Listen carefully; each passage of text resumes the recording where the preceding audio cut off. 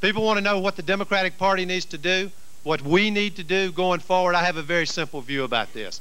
How about if we go out there with courage and passion and backbone and fight for what we actually believe in? That's what the Democratic Party needs to do.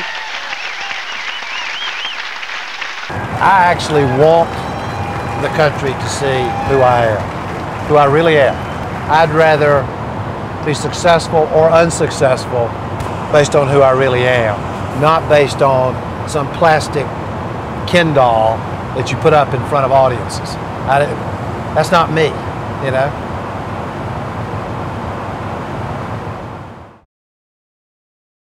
And I want to see our party lead on the great moral issues. Yes, me, a Democrat using that word. The great moral issues that face our country. Starting with 37 million of our own people who wake up every day worrying about feeding and clothing their children. This is not complicated. It's wrong. And we have to stand up and say so and do something about it. 1 million more Americans have gone into poverty in the last year. Not shockingly to any of you, over the last 5 years, the poverty rate has consistently gone up in America. This country is hungry for a sense of national community again. Hungry for a sense that we're not out there by ourselves, that people aren't out there on an island, that we're in this together. And people are looking for some higher calling that all of us as Americans can join in together. Well, this is the cause. This is the cause that we need to rally around. This is the cause that America needs to respond to. You know, we live in an America where the wage gap has gotten worse and worse. Real wages for working people are not going up. This gang in Washington likes to say that the economy is recovering. Yeah, the economy is recovering for people with capital. The economy is not recovering for people who are working hard for a living. It's just not. And we can see it. Real wages stagnant or going down. Poverty rate going up in America. We need to do something first about the wage gap in this country. This is not a very complicated thing. We ought to end the national embarrassment of our national minimum wage and raise the minimum wage.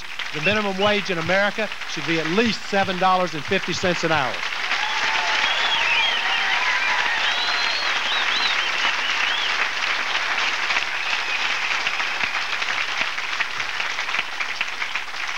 And by the way, if we can't get this crowd that's in the White House to do something about it, we need to go right to the people. You know, I'm helping lead minimum wage initiatives in Ohio, in Michigan, in Arizona, in the city of Albuquerque. We need to go straight to the American people because they will respond to this. And I might add, it's not just about raising the minimum wage. One of the greatest anti-poverty movements in American history was the organized labor movement. And we need to empower working people to organize. We need to put the law on the side of working people instead of just being on the side of the employers.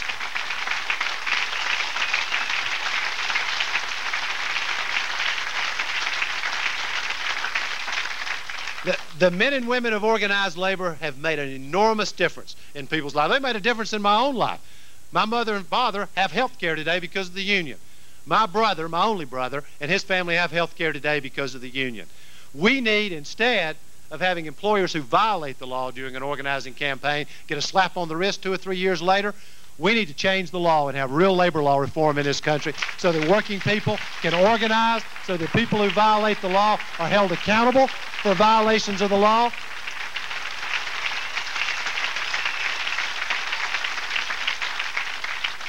And by the way, on that same subject, since I'm on it, we ought to ban the hiring of replacement workers for strikers, permanent replacement workers for strikers, and make that the law of the land. You know, I've started this poverty center at the University of North Carolina at Chapel Hill. We're working very hard every day to come up with new ideas about how we fight poverty in this country. But we have to rally America to respond. One of the things that I've done over the last 6 months is meet with families who live in poverty. 25 or 30 different states, including right here in Iowa. I remember vividly several weeks ago when I was here, meeting with a woman. I was sitting around a table with a bunch of folks who live in poverty. And there was a woman there, she must have been 75, 80 years old. She had lived on a farm all her life. Her husband had passed away a few years before, and she was in a bad place. Her farm was about to be foreclosed on. She tried to go to work. She got a job at McDonald's, worked there for a little while, and they told her she was too old to do the job. You know, I got to tell you, if this country can't be there for somebody like that, what do we exist for? I mean, somebody who's been there, worked hard all her life, lived on the farm, contributed to her community, contributed to this country. That's what this is about. We have an enormous opportunity available to us, and we have to fill the vacuum of leadership. And by the way, it's not just about filling the vacuum of leadership on moral issues here in this country. I mean, you can't be an example for the rest of the world if you turn your back on people within your own borders who are struggling. But we also ought to lead on the great moral issues that face this world, and we're not doing it. I'm telling you, the poverty in America, you know, poverty in America is moderate compared to poverty around the world. Half of this planet lives on $2 or less a day. 3 billion people live on $2 or less a day. Is America leading an effort on this? No. Today, as we celebrate, there is a genocide going on in Sudan, in Darfur. It's happening right in front of us. Black people are being killed because they're black. They're being driven out of their homes because they're black. After Rwanda, we said we're never going to let this happen again. Well, never again doesn't mean anything unless you stand behind it. Are we leading? Is America stepping to the plate? No. These issues matter. I was in Britain a few months ago and met with Tony Blair, and I heard him talk about what they're trying to do. They're moving to eradicate poverty in Britain by the year 2020. They're taking 2 million kids off the poverty rolls. They're doing creative, innovative things. They're leading in trying to do something about climate change, global warming. They're leading on Africa and the issue of AIDS in Africa. They're leading on trying to do something about the genocide in Darfur. Where is America's moral leadership? If we expect the world to look up to and respect our nation, they will never do it unless we show that we're willing to lead on the great moral issues that face our planet. So,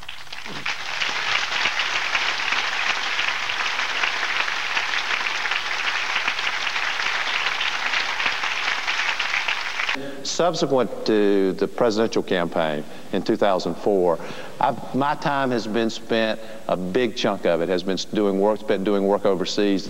The home audience just saw me traveling through Uganda. I've been doing humanitarian work, spent time in the Middle East, speaking in the Middle East and India, spent time in Asia, in Europe, speaking, meeting with leaders. And I think that has been enormously valuable in terms of adding to the depth and maturity of my view about what's happening in the world. You just got back from Uganda. What was that like? It was a terrible tragedy, humanitarian crisis that the world's not paying any attention to.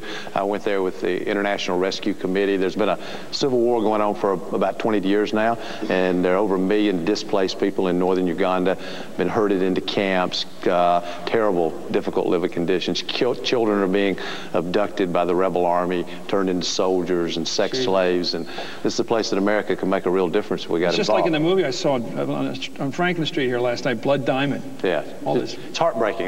This is Uganda, the genocide in Darfur. There's so many places that America could make such a difference, and I think in the process restore the way the world should look at it. And why do you think we're still hated around the world? Why do I think America's still hated? Yeah, we are. Because I think that over the last 6 years, the Bush administration has shown a fundamental misunderstanding of what it takes to lead. I think to lead, you have to have more than power. You need power, and right. You need to be strong militarily, economically, et cetera. But I think you also have to show that you have the moral authority to lead. Countries have to naturally want to come to you. In order for that to be true, you have to sometimes act in things that are outside your own strategic self-interest, things like the genocide in Sudan. When President Bush ran for office, he said something that grabbed me. He said, I think we need to be more humble in our foreign policy. Do you think 9/11, as horrible as it was, screwed up our value system about humility in the world and whether we're the boss of the world? No, I think George Bush screwed up our value system.